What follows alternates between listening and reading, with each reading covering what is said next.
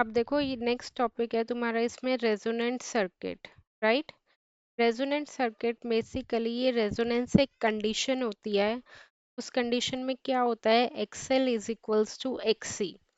XL क्या है, जिस इसमें XL is the inductive reactance. ये सब कुछ तुमने फर्स्ट ईयर में पढ़ा हुआ है एसी सर्किट में।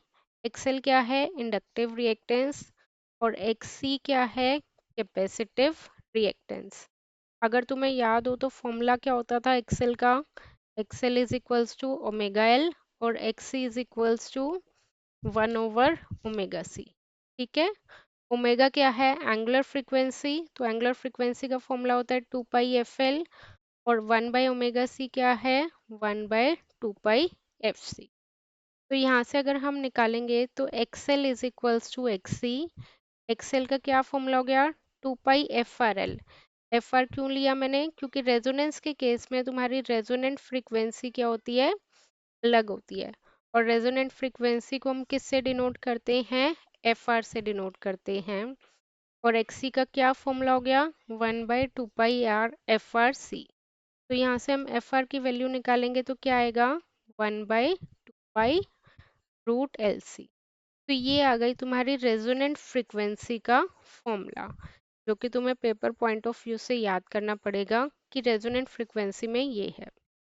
अब इसके बाद हमारे पास रेजोनेंस में तुम्हें बताया कि XL is equals to XC होता है। तो जेड का क्या फॉर्मूला होता है, √r² plus XL minus XC का होल स्क्वायर।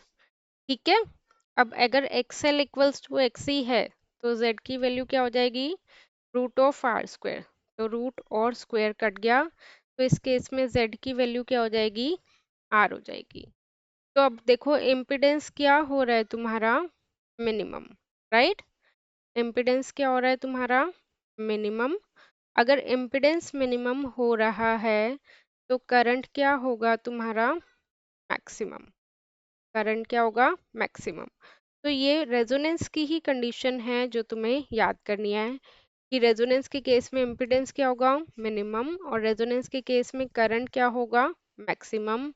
रेजोनेंट फ्रीक्वेंसी का फॉर्मूला क्या होगा, 1/2π√LC। अब इसमें हमारे पास क्या है, ग्राफ आता है। ग्राफ में हमें सारी चीज़ें ड्रॉ करनी है, एक्सएल, एक्सी, जेड। जैसे इसमें हमारे पास क्या होगा, एक्स एक्सिस पे फ्रीक्वेंसी। अब एक्सएल का क्या फॉर्मूला होता है, ओमेगा एल, और एक्सएल का क्या फॉर्मूला होता है, 2πfrl। तो फ्रीक्वेंसी की क्या है, डायरेक्टली प्रोपोर्शनल, और डायरेक्टली प्रोपोर्शनल का ग्राफ किस तरह से बनता है, स्ट्रेट लाइन। तो ये क्या हो गया, एक्सएल। ठीक है। अब X is inversely proportional to frequency. Inversely proportional का ग्राफ ऐसे बनता है, ये नेगेटिव साइड पे होता है। अब दोनों नेट रिएक्टेंस बनाना है, तो नेट रिएक्टेंस में कर्व है तो कर्व आएगा, ऊपर स्ट्रेट लाइन है तो ऐसे स्ट्रेट लाइन आएगा। जिस पॉइंट पे ये कट कर रहा है उसको हम क्या बोलते हैं, रेजोनेंट फ्रीक्वेंसी। अब इम्पिडेंस Z की वैल्यू क्या है, R है, that is independent of the frequency. तो अगर फ्रीक्वेंसी पे डिपेंडेंट नहीं है तो ग्राफ इस तरह से बिल्कुल स्ट्रेट लाइन आता है, Z is equals to R। ठीक है। अब पर्टिकुलर रेजोनेंट फ्रीक्वेंसी पे तुम्हारा इम्पिडेंस क्या है, मिनिमम। तो उस पर्टिकुलर पॉइंट पे कम होगा, उसके बाद क्या होगा, ज़्यादा, और उसके बाद यहाँ पे भी क्या होगा, ज़्यादा। करंट क्या है, मैक्सिमम। तो पर्टिकुलर रेजोनेंट फ्रीक्वेंसी पे करंट क्या है, मैक्सिमम। उससे पहले क्या होगा, कम, और उसके बाद में भी क्या होगा, कम।